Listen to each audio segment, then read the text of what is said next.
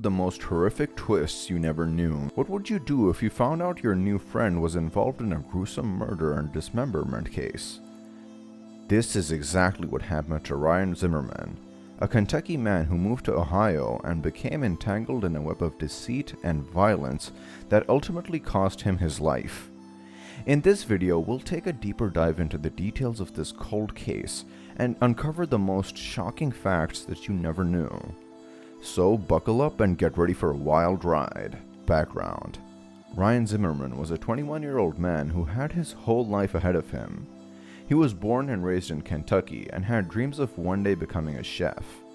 Unfortunately, those dreams were cut short when he was brutally murdered, dismembered, and his remains were discarded in a state park. The case remained unsolved for almost 6 years until the arrest of Sarah E. Buzzard, a 30-year-old Ohio woman, in August 2021. She became the key figure in his murder. According to reports, Zimmerman had met Buzzard's ex-husband on social media and moved in with the couple just weeks prior to his death. Part 2. The murder. Buzzard's ex-husband was not a suspect in the murder, but Buzzard and her then-wife Naria Jenna Whitaker were. According to reports, Buzzard and Whitaker strangled Ryan before dismembering his body with a saw. His remains were then dumped in West Bank State Park.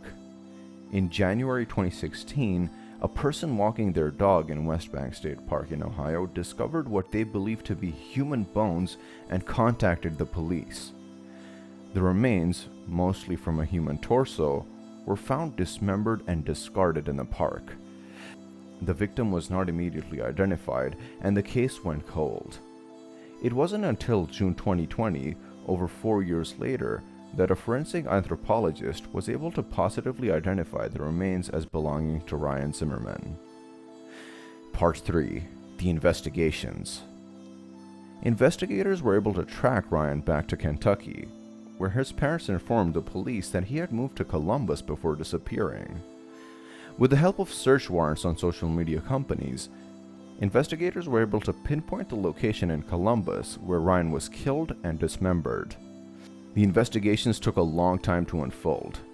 It wasn't until August 2021 that Buzzard was arrested and charged with 18 criminal counts, including 2 counts of murder, 4 counts of evidence tampering, felony abuse of a corpse, and felony assault.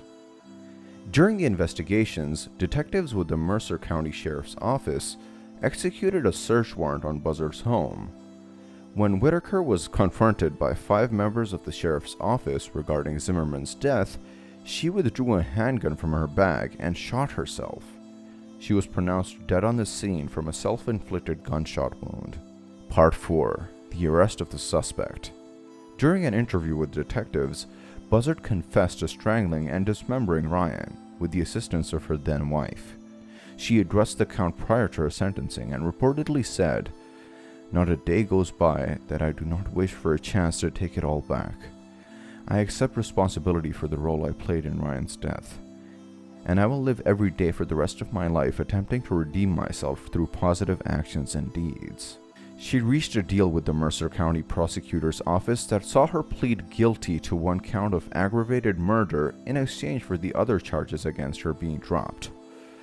Common Pleas Court Judge Jeffrey R. Ingraham then handed down a sentence of life with the possibility of parole after 30 years. This case garnered national attention due to its gruesome nature and the fact that Zimmerman's remains were not discovered for several years. Many people were shocked and horrified by the details of the crime and the lengths that Buzzard and Whitaker went in order to cover it up. Part 5. The aftermath. Ryan Zimmerman's family is still dealing with the aftermath of his murder. His sister, Manda Moore, read a victim impact statement in which she reportedly said that her kids will never know their Uncle Ryan. She went on to say, "They will never be able to talk with him and see the similarities that I see that they have with them. They will never get to play those games with him, and they would have loved them so much." In conclusion, the case is a tragic reminder that monsters do exist in the world. It's also a reminder that justice can take a long time, but eventually it will prevail. Ryan's family may never fully heal from the loss of their loved one, but hopefully they can take solace in the fact that his killers have been brought to justice.